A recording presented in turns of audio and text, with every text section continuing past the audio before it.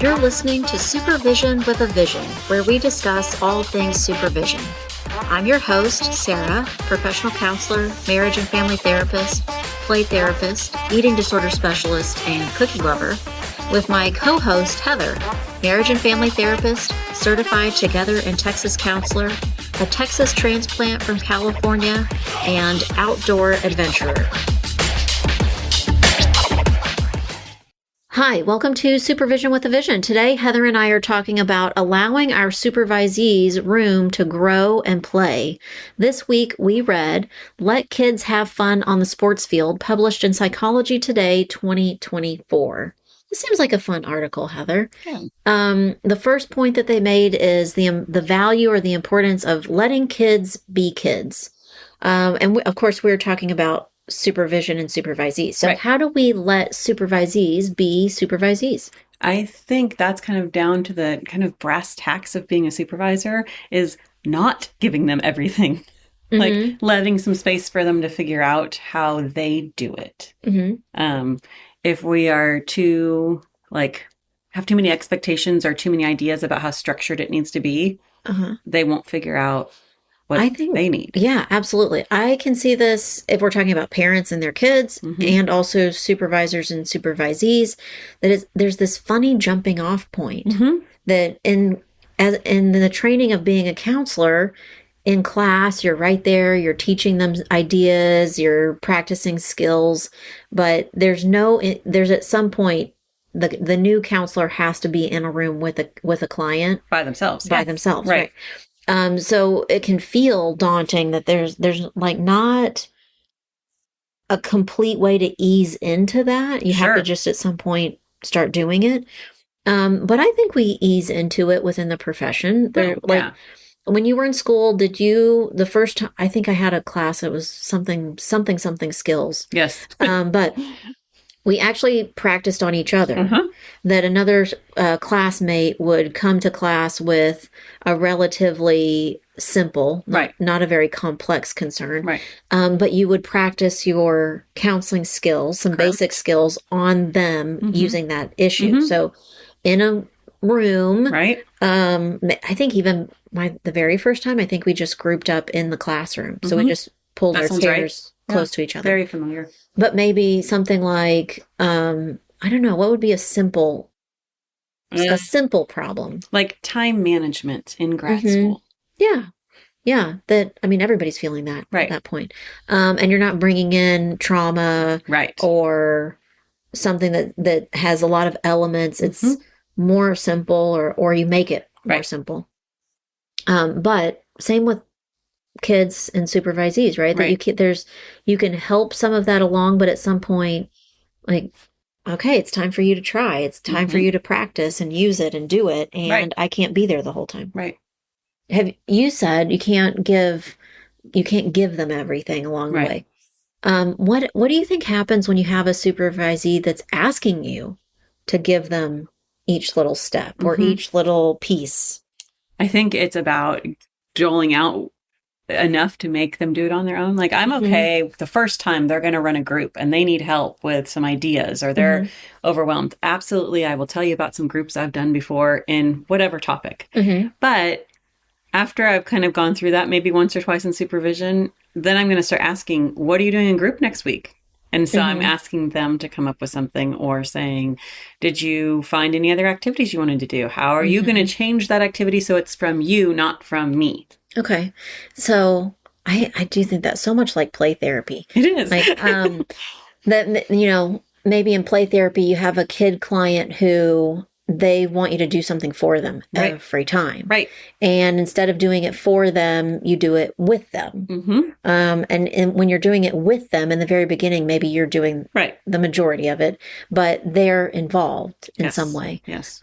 Like pulling the lid off a Play-Doh container. Right, exactly. Right. For some little hands and a brand new Play-Doh container, that is kind of hard. Right. But I would kind of start it and get the lid off a little bit, but then hand it back to them. Okay, You can do this. Now, yeah, and we're doing it together. Right. So you're saying with the supervisee, you do that too. Yes. Okay, let's get started. I'm going to help you, but we're doing it together. And gradually, then they're doing it and you're not involved anymore. Right. And that you might even ask, I mean, like the way that you described it is kind of like asking them to teach it to you backwards. Right. Right. Which we know is a good way of learning. That if you're teaching, then you're learning whatever the thing is, the content or the task at a different level. Right. Okay. And so you're saying group activities, that happens. What I feel like I do this a lot with supervisees, having hard conversations with parents of clients. Yes. Or having hard conversations with an adult client where you realize there's going to be conflict or a limit set that might be difficult. That might be difficult. I mean, I do a lot of role playing for that and talking about how it could go. But part of our profession is we can never predict exactly That's so true. Yeah. I think the fun part is that you can never predict. Engaged. Yeah. Yeah. I think I have ended up doing a lot of that role playing around how to talk to parents, maybe with setting a limit or something that giving feedback that you don't feel like they're going to be very open to or very happy about. I think role playing helps a lot. What about doing the first time someone has to do like a abuse report or have contact maybe with their client went to like in treatment somewhere, like that they need to contact them. All of those things can feel really big at the very beginning. Yeah.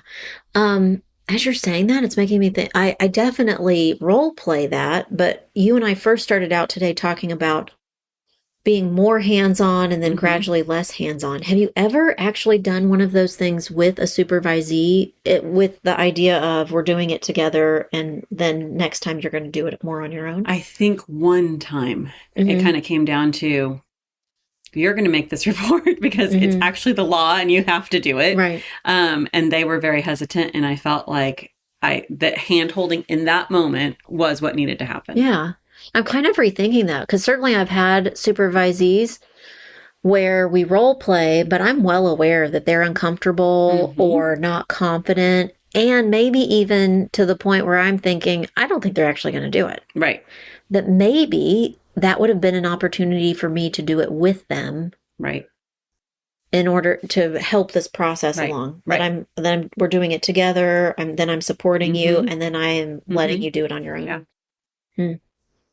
Maybe next time that comes up, I'm going to rethink and think about, if in that scenario, I feel like doing it together at least once might be helpful. What about, that's abuse reporting, which happens. We walk people through that. Would you ever do that for a tough conversation with a client? Would you get involved in that way? I think I would let them navigate that on their own. I don't think it's great for their client to have another person in the room because that even feels kind of. Yeah. I don't know when the last time that came up because if your supervisee doesn't work at the same location as you, then it's not practical. But I can remember in the past having supervised people where I did work at the same location. So it could have been possible. Yeah. But I felt like it undermined their power in the situation. Yeah. Their ability as a professional or their authority as a professional.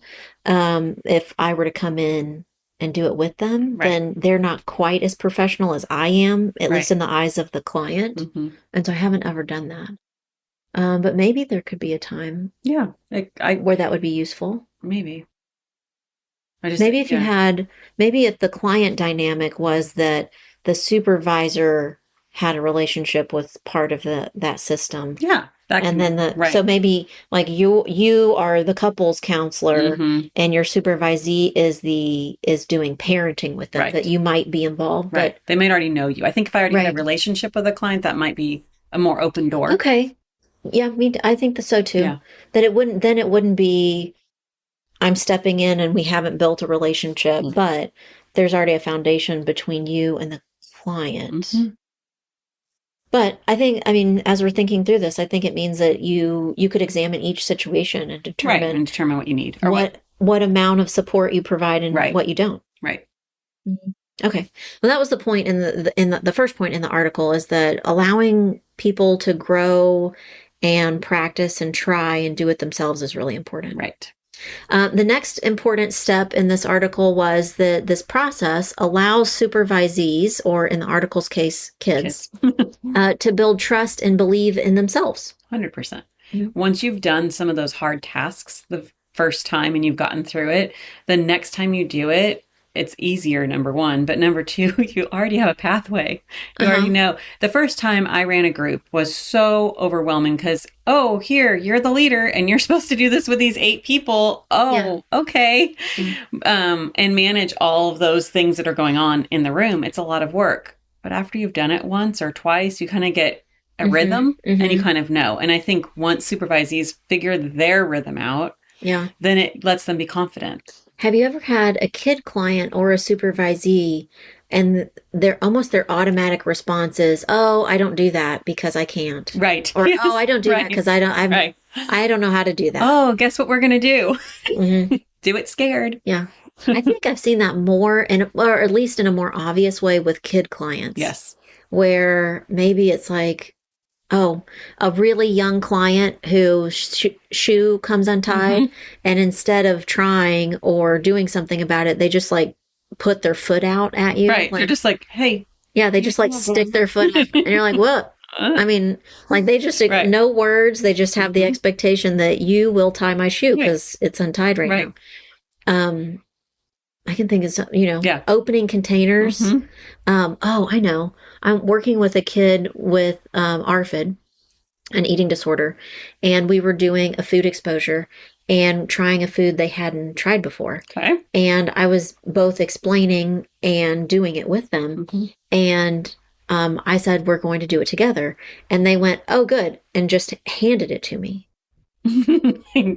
Oh, good. Here, do it. Right. And I went, oh, no, that means you're going to try and I'm going to try. We're both going to do it. So that was new. That wasn't what they expected. But maybe a supervisee like you're describing, that they come to you and go, okay, so I'm going to be in charge of CBT group. Right. And they expect that you're going to tell them what to do for every CBT group that they're going to lead.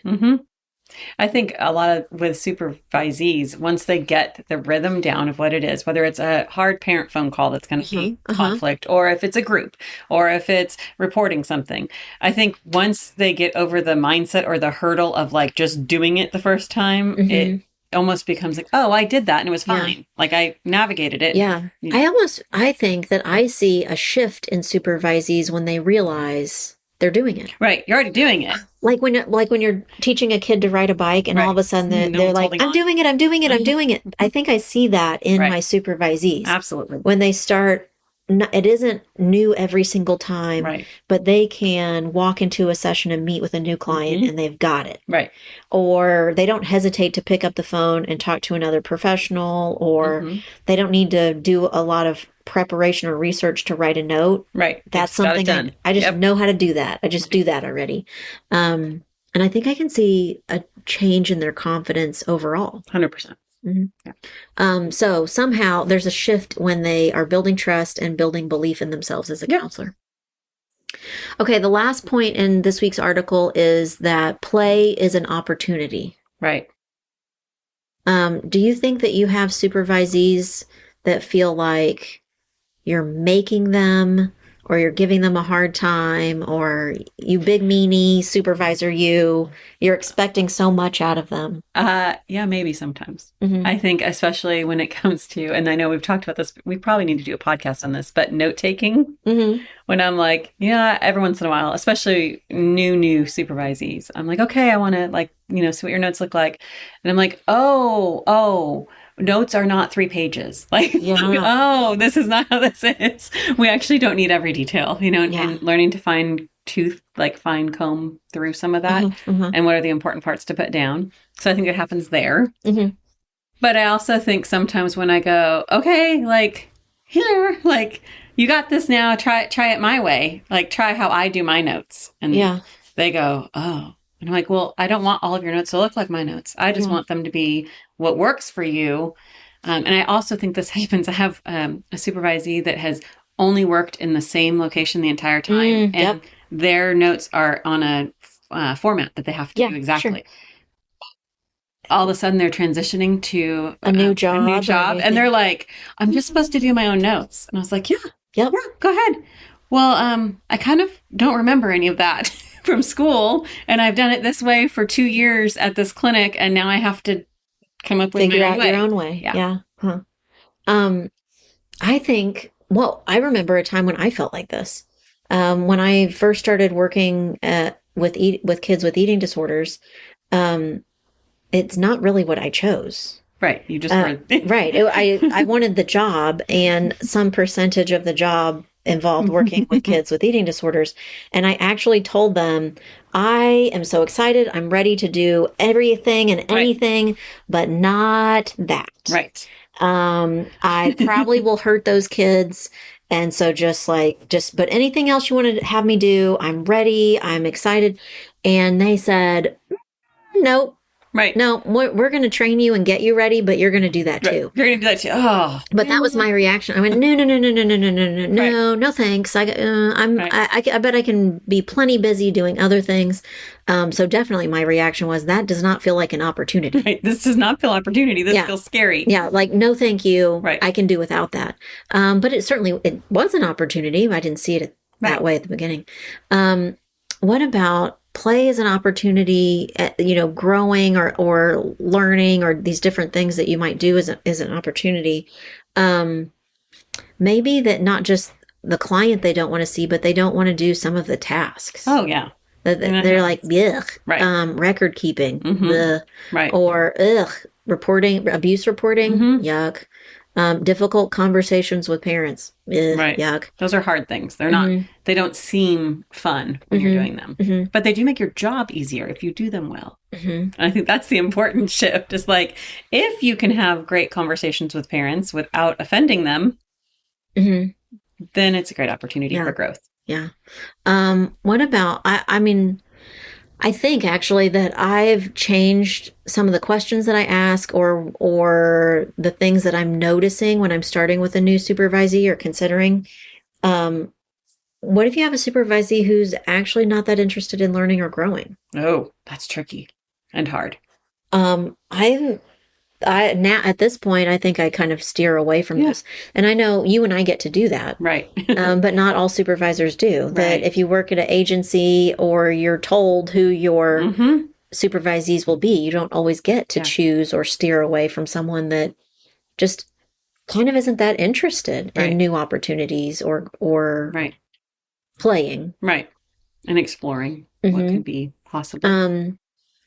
What would you do then? Can you think of the last time that you had someone that just wasn't that interested in opportunities? Right. I think that I can't come up with one from my particular, like when I was a supervisor, but I have a person that I worked with that I felt that way about. And that was like, wow, they really make their job hard. Just like they never stepped up to do any of the extra things or to like help out around the agency I was working in. It was like, how there's just certain things that I don't know that we do as counselors, like cleaning up the playroom, actually, there's one thing about resetting it after your client's in there, but like actually going through and like picking like stuff out that's broken or like there are people out there that just don't have that. They're not involved in that. They're like, nope, not interested. Listening to what you're saying and thinking that you and I do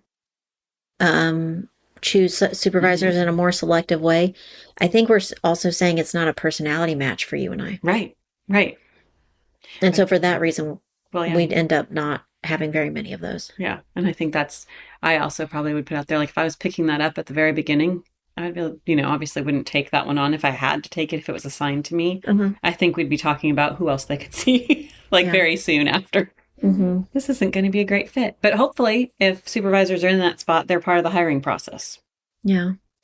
Maybe also, I still think this is my lens that who wouldn't want to feel confident or trust themselves or believe in what they're doing, that maybe if you can help a supervisee to see that they are growing or feeling more confident, that they might then become more interested the opportunity. Agree. Right. Yeah.